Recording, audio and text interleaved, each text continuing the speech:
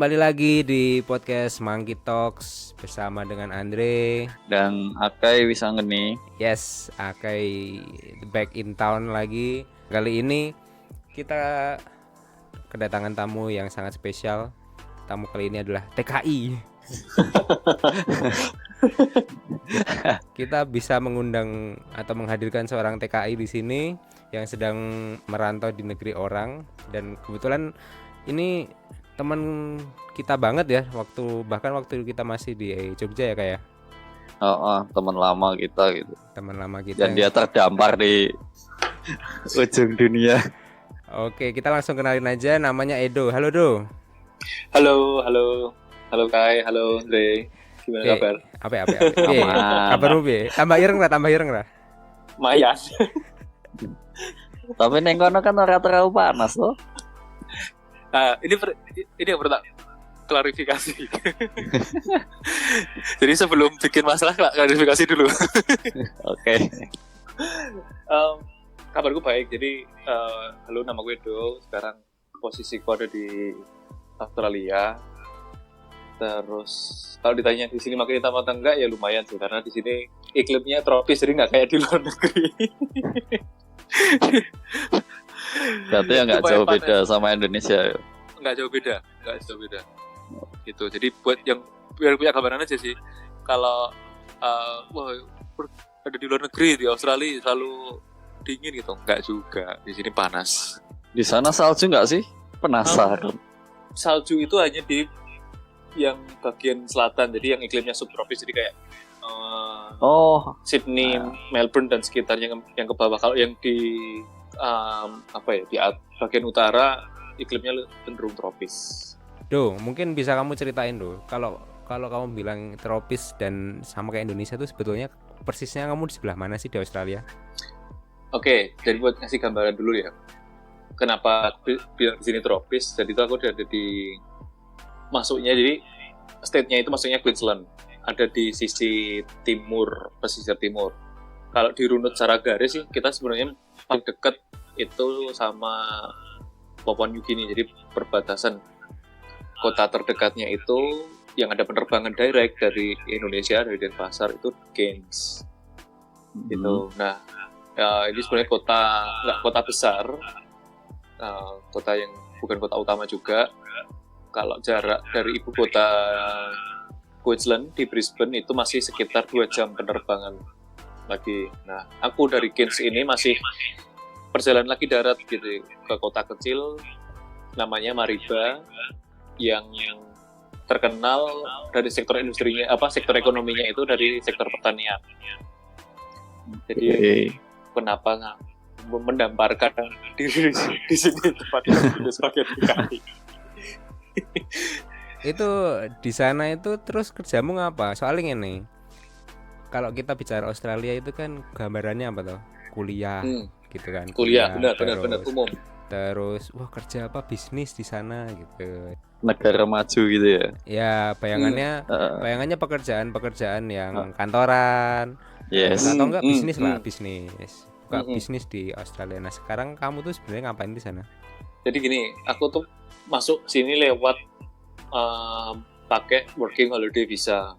Working holiday visa ini sebenarnya kan program kerjasama antar pemerintah G2G ya.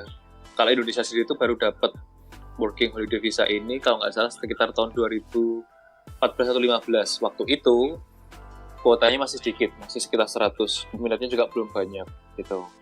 Terus aku sendiri masuk itu tahun 2018. Waktu itu kuotanya 1000. Terus jadi setiap tahun tuh setidaknya ada 1000 orang Indonesia masuk ke Australia untuk working and holiday. Jadi kamu boleh bekerja secara legal, terus ya jalan-jalan ya, seperti pada umumnya. Nah, kebetulan nama juga teman-teman dari Indonesia ya, tujuannya ke sini mostly untuk lebih ngumpulin duit gitu, dibandingkan kalau dibanding teman-teman dari let's say dari Eropa gitu, karena teman-teman di Eropa yang kesini lumayan berimbang lah, kerja ya habis itu liburan. Kalau teman-teman Indonesia mostly sih terkenalnya anak Indonesia nih pasti paling semangat kalau disuruh kerja kayak gitu. Terus kerjaannya tuh sebenarnya juga bisa milih. Cuman kenapa kerja di kebun ya, perkebunan itu karena yang relatif stabil jamnya. Terus artinya secara finansial hitung-hitungan tuh oke lah dibandingkan sektor pekerjaan yang lainnya, walaupun yang lainnya pun juga menjanjikan sebenarnya kalau mau, apalagi kalau kita punya kemampuan khusus atau skill itu akan lebih dihargai lagi kayak gitu. I see. Oh, tadi kamu sempat kebun. Berarti kerja di kebun gitu ya? Oke, kalau pekerjaanku sekarang ini yang udah aku lakuin aku kerja di tempat yang sekarang ini itu udah berapa tahun berarti ya? 2 tahun on and off. Karena sempat pulang, sempat nyobain pekerjaan lain, sempat pindah ke kota lain, terus end up di sini itu 2 tahun. Pekerjaannya posisinya sebagai nursery hand. Jadi tempatku itu sebagai gambaran kebun kebun bunga sama sayur, tanaman kayak gitu. Terus pekerjaannya ngapain? Banyak yang dikerjain. Jadi di hari-hari tertentu gitu, aku kadang in charge untuk nanam. Jadi nanam bunga gitu, pakai mesin dan segala macam.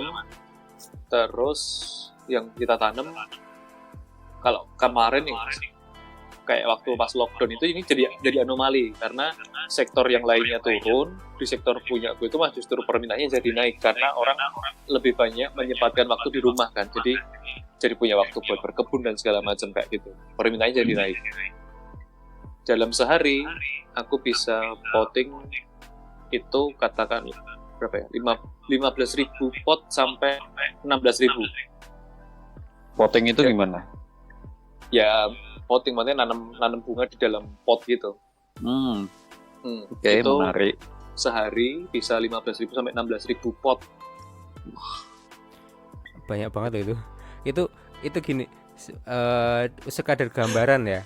Aku aja ngurus kebun di rumah aja nanam 5 pot itu udah setengah mati gitu kan, wis setengah wis nyawane wis garis setengah, wis potol lah wis mung 5 pot loh, 5 pot ya. Ini nggak kebayang 16.000 gitu, dan itu setiap hari ya? Waktu itu hampir setiap hari, karena waktu itu permintaannya cukup tinggi. Nah sekarang permintaannya udah normal lagi, potting itu paling seminggu sekali atau 2 kali. Tapi jumlahnya kurang lebih hampir sama, antara 12.000 sampai 15.000. Aku juga nggak bekerja di satu tempat ini aja. Kayak misalkan sebelumnya pernah kerja jadi kayak yang paling umum ada pemetik buah gitu ya, musim mangga gitu. Ya umumnya kalau di Indonesia kan punya pohon mangga seberapa sih gitu, metik aja. Nah, di sini itu pohon mangga itu dijagain tingginya segitu terus, tapi buahnya selalu banyak dan berbuah setiap tahun. Piye kuwi? Oh. Piye kuwi? Itu ada ilmunya ya, itu ada ini apa namanya, sajennya, terus tiap hari dikasih dupa sama dikelilingi itu ya, apa namanya, bunga-bunga gitu ya. Maksudnya ben ra dhuwur-dhuwur semono wae le, wis semono wae aja dhuwur-dhuwur tapi apa jeneng wohe sing akeh ngono kan. Awak terus. Iya. Itu yang bikin kayak Apa ya, oke? Gila ya maksudnya. Kita kan di Indonesia mau nunggu pohon mangga berbuah itu kan setahun sekali berbuah itu udah luar biasa kan. Di situ durung dipangan codot. Setiap tahun. Durung dipangan codot ya. Itu dia. Hamanya itu pasti ada kan. Di sini tuh luar biasa. Memang kalau dibilang wah sana organik ya, di sana bersih, enggak juga. Cuman di sini tuh kalau pakai segala macam chemical itu berizin dan terdaftar. Oh, oke. Betul-betul terkontrol gitu maksudnya ya? Terkontrol. Jadi aku pernah ngobrol sama bukan farmernya tapi kayak orang kepercayaannya gitu. Kayak pakai pestisida dan segala macam, pupuk dan segala macam itu, apalagi yang kayak dalam tanda kutip itu tidak ramah bagi lingkungan, itu tuh kan belinya itu harus berizin. Jadi pemerintah tuh tahu siapa yang beli, terkontrol. Okay. Terus nanti ketika sampai misalkan buah, ini ngomongin buah, Ketika sampai sudah dipetik, dikemas, dikirim sampai ke pasar, kayak dinas apa ya? Dinas kesehatan itu akan ngecek random check gitu.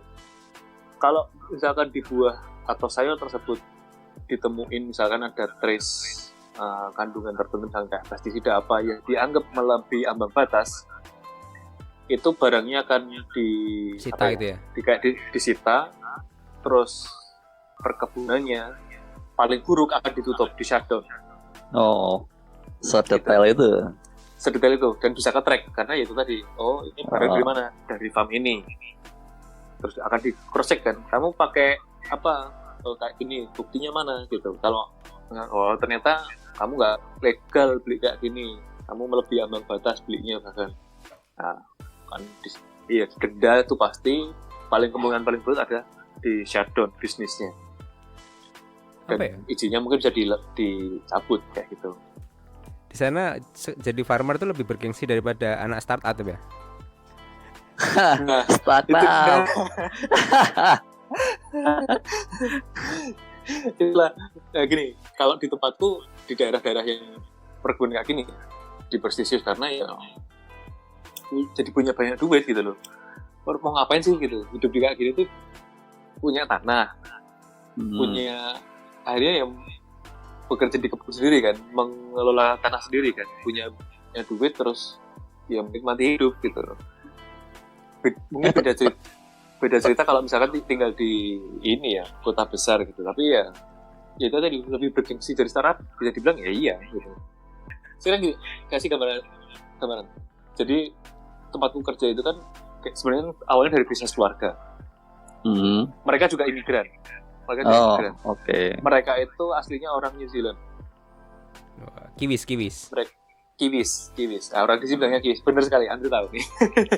Kiwis. Jadi mereka tuh datang ke sini tahun 70-80-an. Terus ya itu istilahnya buka lahan, terus mulai berbisnis. Bisnis yang sekarang ini sudah berjalan selama 30 tahun. Lama juga. 30 tahun. Generasi pertama, jadi yang generasi pertama itu masih ada sekarang, masih hidup. Jadi orang tuanya bosku tuh gini, orang tuanya bosku itu masih hidup dua-duanya dan tinggal di sini juga, punya garden center. Jadi kayak semacam kalau di Jogja kayak apa ya?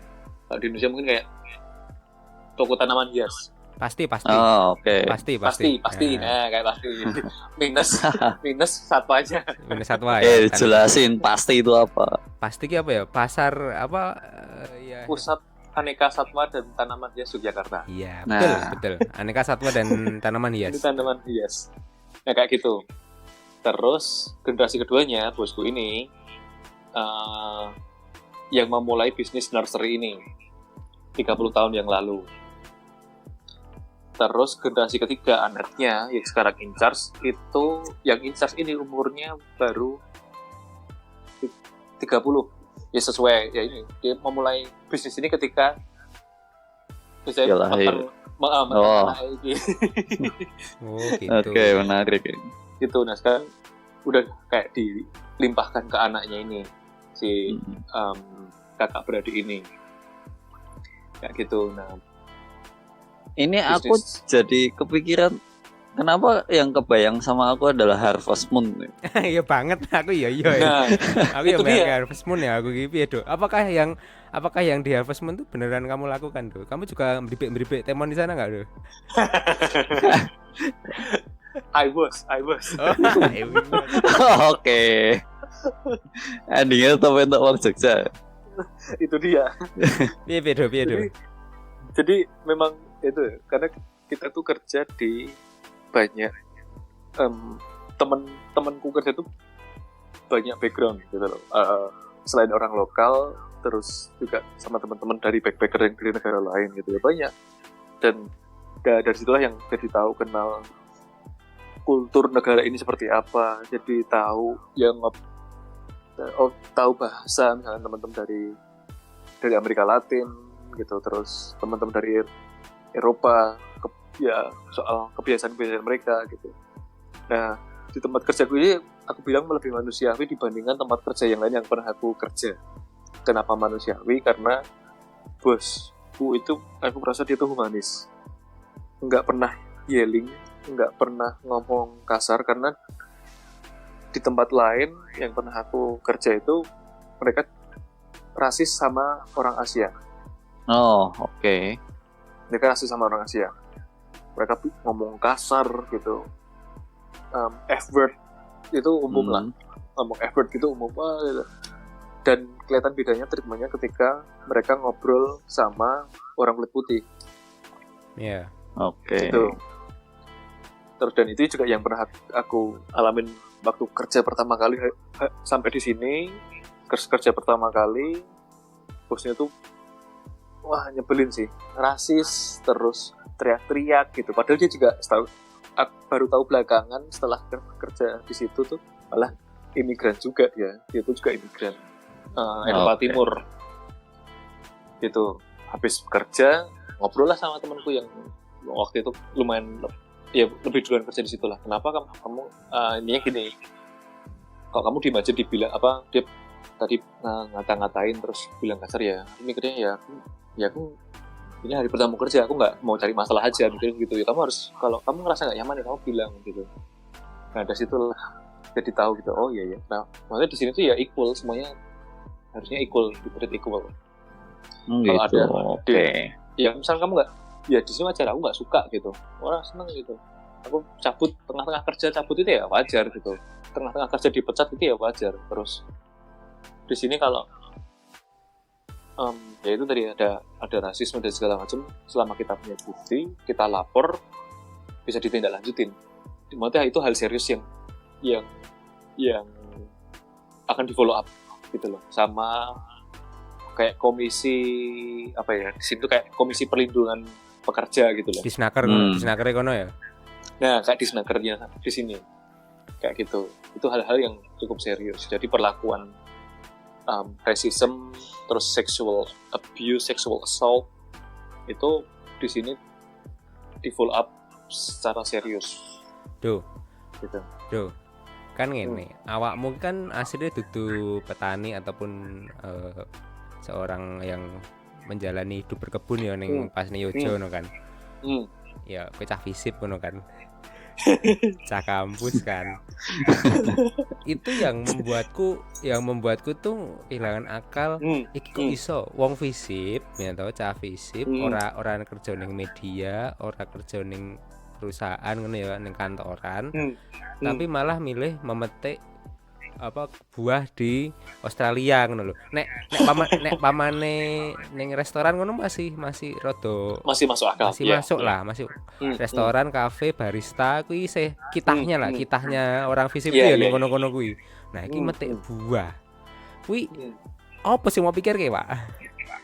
Jadi awal itu aku juga nggak, karena gini, untuk di sini kan kita bisa stay selama 3 tahun dengan menggunakan working holiday visa. Oke. Nah, untuk bisa mendapatkan dari tahun pertama ke tahun kedua, kita tuh ada syaratnya. Syaratnya itu harus bekerja selama 88 hari di sektor perkebunan. Salah satunya. Oke.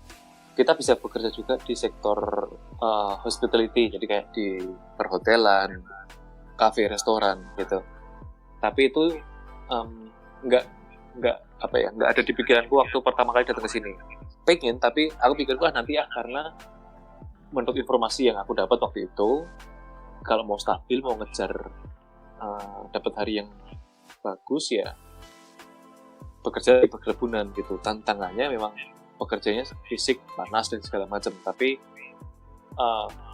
semuanya akan terbayar lah gitu. Tak jalanin, dapatlah itu syarat 88 hari. 88 hari 88 days of hell ya. Itu beneran menguji mental nih. Hari pertama kerja, anjir. Gila, karena nggak pernah kerja di, ya itu tadi nggak ada bayangan Om. Biasanya ngarep komputer, duduk di di ruangan ber-AC gitu, brainstorming soal ide, ngobrolin apa, ngerti-ngerti medek buah ini bajilah kan kayak gitu kan. Terus dari pertama berat karena aku survive di hari pertama. Aku datang sama Hari temanku. pertama. Biasanya Hari wongi survive probation 3 bulan iki hari pertama iki wis ketok abot lho. Wis ketok abot banget gitu iki. Oh, Piye terus. Jadi hari pertama survive. Hari pertama survive karena aku bilang survive. Aku datang sama 2 orang teman, berangkat kerja sama 2 orang temanku, orang Indonesia. oke. 1 orang temanku dipecat karena dia dianggap kurang cepat. Buset, hari pertama wis dipecat. Buset. Iki master Itu chef bahkan apa ya? dipecat pas makan siang. Jadi ya wis, Wow. udah nggak usah balik kerja lagi gitu. Udah coret gitu dari listnya gitu kan. Temanku satu lagi masih bekerja nih sama aku, masih kerja gitu. Terus kita tugasnya itu motong-motong tangkai tangkai mangga tuh. Ben pelutuwe metu lah intinya ngono. Terus dicuci dan pakai pisau mesin gitu. Si temanku ini dia salah satu jarinya kepotong di hari pertama kerja. Shit happen banget tuh. Dan itu di sebelah gue persis tuh. Dia tuh nunjukin mas apa dengan nunjukin tangannya yang berdarah gitu. Wah anjir. Terus mesin di stop semua. Terus dia dibawa ke pinggir, terus dibawa ke rumah sakit. Terus ya udah kerja lagi. Udah gitu doang, kerja lagi. Seolah nggak ada apa-apa ya wis kerja wis. Rapor. Rapor. Cuman dibilangnya gitu, just be careful, don't put your hands when the machine running gitu aja. Udah kayak gitu kerja. Hari pertama survive, hari kedua survive, hari ketiga survive, habis itu udah di-cut karena kita udah nggak butuh orang lagi, udah cuma kerja 3 hari. Buset. Oke. Oh my god. Wes dia pengalamannya apa? Oh, saya bisa membuat desain iklan, saya bisa brainstorming, metik buah telung dino gitu out. Itu. Jadi 3 hari cut. 3 hari cut, habis itu nunggu lagi. Nah, sampai menemukan pekerjaanku yang sekarang ini sebagai nursery hand di nursery industry. Itu setelah 3 bulan. 2 bulan atau 3 bulan. Jadi 2 bulan lah. 2 bulan, setelah 2 bulan. Datang ke situ terus ditanyain gitu.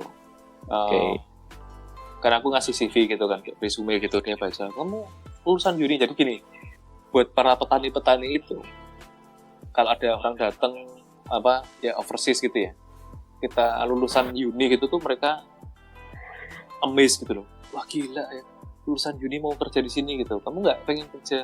Ya ini tantangan baru lah bilang gitu. Oke. Karena beda cerita kalau orang yang tinggal di city ya. Nanti lulus SMA terus habis itu lanjut ke uni itu wajar. Kalau di sini ya biasa aja, lulus SMA terus kerja bantuin orang tuanya di kebun tuh biasa. Pun kalau yang mau ambil sertifikasi ada kayak sekolah vokasi gitu. Tapi itu pun juga jarang juga gitu. Jadi kalau ada ya itu tadi aku datang aku bilang, kamu lulusan uni gitu. Iya, aku bachelor in I hold bachelor degree in communications gitu. Terus what are you thinking when you came here gitu? Ya just seek another experience gitu kan. Udah masuk kerja terus asli tanya waktu sama bosku, kamu mau stay di sini berapa lama gitu ya. Itu aku cuma paling 3 bulan. Aku mau menuhin syarat buat 88 days gitu for my second year visa. Oke, it's all good gitu. Setelah 3 bulan ditanya lagi, udah 3 bulan nggak masih mau lanjut om? Ya udahlah lanjut aja lah karena jadinya stabil, nggak terlalu berat, nggak fisikal banget. Artinya lanjut. Ya itulah sampai sekarang jadi ngeri ya, yang nggak pernah muncul. Oh iya, aku harus kerja di sini, kerja kantoran, kerja related sama education backgroundku, kerja di media dan segala macam. Nggak kepakai gitu. Tapi penghargaannya sama gitu, maksudnya ya ada standarnya di sini. Dan yang aku bilang di awal tadi, kalau kamu punya skill tertentu yang related sama pekerjaan sekarang, penghargaannya akan lebih lagi gitu loh. Penghargaan dalam artian salary itu salah satunya. Terus mungkin role tertentu yang memang ya itu tadi, role tertentu yang ujung-ujungnya nanti juga salary-nya juga akan berbeda kayak gitu. Terus kenapa nggak kerja di restoran atau di kafe dan segala macam gitu. Aku pernah nyoba itu, waktu itu pengen nyoba sesuatu yang baru. Aku pernah pindah ke Perth di Western Australia, satu-satunya kota besar di sisi barat Australia. Di sana ya itu tadi banyak restoran segala macam. Aku coba nih datangin, ketok pintu, butuh ini nggak, butuh kitchen hand nggak gitu. Oh enggak, kita cukup gitu. Terus pernah ada yang nawarin waktu itu orang Indonesia, dia jadi manajer restoran gitu, restoran sushi kalau nggak salah, aku lupa. Kamu mau kerja nggak gitu? Oh mau. Betul, dia orang ini, jadi aku manggilnya aku dan wajar. Oh iya kok, aku mau gitu. Terus kamu pakai visa apa? Aku pakai working holiday, jadi bisa jamnya nggak terbatas kan? Oh enggak, kok aman gitu, karena kalau student terbatas jamnya. Jadi kalau student itu cuma bisa 20 jam seminggu kerjanya. Oke, terus nah sorry ya, kalau bertanya rate-nya berapa gitu. Oh, rate-nya kita cuma bisa ngasih 13 nih gitu. Anjir, $13 sejam itu kecil banget kalau di sini. Apa patokannya ada? Karena di sini ada standar minimum pay-nya. Standar minimum pay-nya itu, kalaupun itu cash, bukan yang tax, karena kan di sini kalau yang dalam tanda kutip legal, bukan, itu kan semuanya dipotong tax. Nah, ada standarnya itu 20. Waktu itu sekarang itu $24,36 1 jam before tax. Kurang lebih sekitar 240.000 before tax. Pun kalau kerja di restoran yang ya seminim-minimnya lah, waktu itu ya $17 lah. Dia ngasih lebih kecil lagi 13, itu menurutku udah nggak manusiawi sih.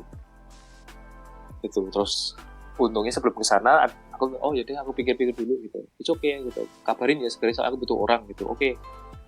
Sebelum memutuskan, ada temen yang ngasih tahu, wah sebenarnya janganlah, berat kerjanya, nggak manusiawi, dan rate-nya bener sih, kamu dapat jam panjang tapi rate-nya nggak manusiawi, cuma 13 gitu, dan paling cuma dikasih makan sekali gitu. Akhirnya nggak keambil pekerjaan itu. Terus nyobain di Italian restoran. Terus bohong-bohong dikit, pernah kerja di restoran? Pernah dong gitu. Jadi apa? Jadi kitchen hand gitu. Berarti bisa prepping gitu. Maksudnya motong-motong dan segala macam bisa. Knife skillmu bagus nggak gitu? Ya medium to average gitu. Well, that's good gitu. Terus dipanggil lah. Dapat sidik lah ya. Dia dapat pekerjaan kan. Dipanggil lah gitu. Oke, kamu bantuin prepping gitu. Motong-motong tuh, wah anjir, bingung kan. Dipotong kayak gimana gitu. Motong terus untungnya ada yang baik gitu. Jadi orang Korea gitu kan, motongnya gini, sudah. Untungnya survive. Nggak dimarahin lah. Habis itu suruh bersih-bersih. Nah, aku mikir kan, jadi resto di sini itu buka lunchtime antara jam 11 sampai jam 2 siang, habis itu tutup. Nanti buka lagi jam 5 sore sampai jam 9. Coffee shop pun juga begitu, nggak kayak di Indonesia buka pagi banget sampai tengah malam gitu, nggak gitu. Jadi bukanya itu memang jadi jam-jam tertentu aja, ketika orang jam makan siang sama orang pas mau makan malam. Jadi kerjanya shiftnya tuh 4 jam 5 jam satu shift kayak gitu. Udah aku bantuin prepping, jadi untuk yang siang, untuk yang lunch time gitu, motong-motong, terus nyuci, terus bersih-bersih. Nah itu dia. Nah, pas bersih-bersih itulah yang gila ya, maksudnya kompor habis dipakai berjam-jam itu suruh bersihin, wah anjir panas banget gitu. Hangat gitu. Kuwi lek ngresiki jan nggo tenaga pol. wah itu gila sih. Jadi bagian terberat kerja di resto, kalau aku, walaupun aku nggak punya experience yang panjang, tapi dari satu hari itu aku tahu bagian paling berat bersih-bersih. Karena ya makanannya berlemak, berminyak dan segala macam, bersih-bersih karena setiap session itu harus bersih. Habis lunch time harus bersih, nanti buat yang sesi berikutnya lagi kayak gitu. Oke. Dan yang bersih itu dapurnya kecil banget, kayak dapur rumahan tapi sibuk, restoran itu sibuk. Dan waduh, panci kotor, berlemak, berminyak di mana-mana gitu ya udah itu. Udah terus ya udah. Nah, kalau habis itu kan nanti kita panggil kalau kita cocok gitu, udah pulang. Dapat panggilan itu setelah seminggu nggak salah. Tapi waktu itu aku udah mau pulang Indonesia gitu. Aku tuh lupa. Ini tuh nggak ambil karena sama hal yang lain. Okay. Oh, sama kerjaan yang lain. Gitu. Terus dia bilang kalau aku boleh nggak ambil yang dinner time aja. Waduh, nggak bisa gitu. Aku pengennya yang lunch time gitu. Wah, kalau lunch time aku masih kerja gitu. Kamu kerja di mana? Aku di landscaping company gitu. Oh, oke gitu. Terserah kamu ambil nggak gitu. Kalau kamu ambil, aku biasanya ngasih lunch time gitu. Nanti kalau kamu bagus ya baru nanti tak kasih save yang dinner gitu. Terus enggak deh gitu, karena aku prefer yang sekarang aja oke gitu. Udah kayak gitu, simply berpetualang di Perth itu, terus ya balik lagi ke sini kayak gitu. Terima kasih telah mendengarkan podcast Monkey Talks. Kalau kalian suka dengan podcast ini, share di Instagram dan ikuti terus podcast Monkey Talks di Spotify dan Apple Podcast. Sampai jumpa di episode berikutnya.